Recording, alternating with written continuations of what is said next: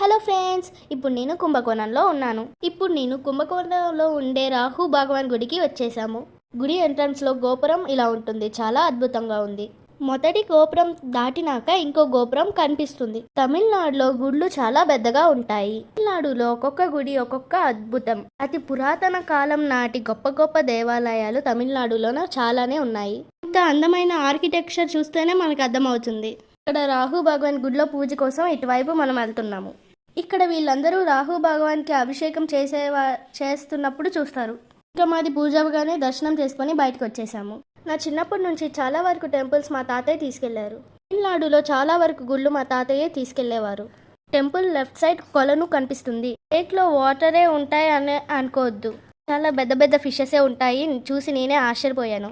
ఆ లేక్ ఫుల్గా ఫిషెస్ ఉంటాయి. ఇక్కడ పక్కన అంకుల్ మా తమ్ముడికి కాలు కడిగి నీళ్లు జల్లుతున్నారు. ఇక్కడ ఈ ఫిషెస్కి మర్మరాలు ఫుడ్ వేస్తున్నారు.